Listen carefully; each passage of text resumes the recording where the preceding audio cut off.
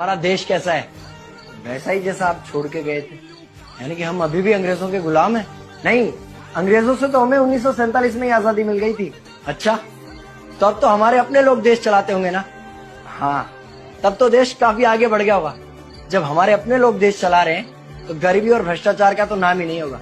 सबको बराबर हक दिया जाता होगा, किसानों और मजदूरों का अच्छा ध्यान रखा जाता होगा ना? नहीं, ऐसा तो कुछ नहीं है। तो कैसा है बताना मुझे। कैसे हमारे अपने नेता, हमारे आजाद भारत के नेता, 100 साल हो गए मुझे गए हुए, बताना। हमारे अपने नेता वो तो अपनी जेबें भरने में लगे हुए हैं। आने वाली 7 पीढ़ियों को नहीं बल्कि 700 पीढ़ियों को ना कमा कर खाना पड़े उस चीज के इंतजाम में लगे हुए हैं। तो तुम लोग क्या कर रहे हो और हमारे देश का युवा क्या कर रहा है? हम लोग तो इंस्टाग्राम पर रील्स देखने में बिजी हैं। यानी कि हमारी कुर्बानी का देश के लोगों पर कोई असर नहीं पड़ा।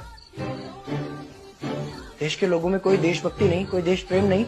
नहीं, ऐसा नहीं है। आपके लिए और देश के लिए बहुत प्रेम है भारत के लोगों के दिलों में। हर 15 अगस्त और 26 जनवरी को तिरंगा फहराते हैं, पूरे जोश के साथ भारत माता की जय बोलते हैं और आपकी डीपी भी लगाते हैं। और भारत और पाकिस्तान के क्रिकेट मैच के दौरान तो हमारी देशभक्ति पीक पर होती है। तुम इसे देशभक्ति समझते हो?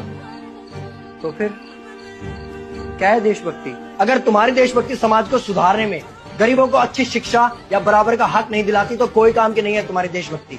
भ्रष्ट नेताओं और सरकार के खिलाफ आवाज उठाओ, लोगों को एकजुट करो। लेकिन अगर हमने सरकार के खिलाफ आवाज उठाई या नेताओं से सवाल पूछे तो हमें एंटी नेशनलिस्ट कहा जाएगा या हमें गद्दार करार दे दिया जाएगा। तो डरता है। 23 साल का था मैं जब अंग्रेजों ने मुझे फांसी पर चढ़ा दिया। मुझे तो आतंकवादी कहा गया था। अगर अब नहीं जागे तो ये देश सोता रहेगा। ये सरकारें, ये नेता देश को बेच खाएंगे। इस भ्रष्ट सरकारी तंत्र से लड़ो। देश को क्रांति की जरूरत है। क्रांति यानी कि हमें हथियार उठाने होंगे, बंदूकें उठाने होंगे जैसे आपने उठाई थी। नहीं, हमारी क्रांति विचारों की थी। जब अंग्रेजी हुकूमत ने हमारी आवाज नहीं सुनी तो हमने और जोर से आवाज लगाई और अपने विचार रखे। और क्रांति केवल सत्ता को बदलने तक सीमित नहीं है, बल्कि इस भ्रष्ट अन्यायी तंत्र को जड़ से उखाड़ कर फेंकना है। पर ये होगा कैसे? अपने आसपास से शुरुआत करो।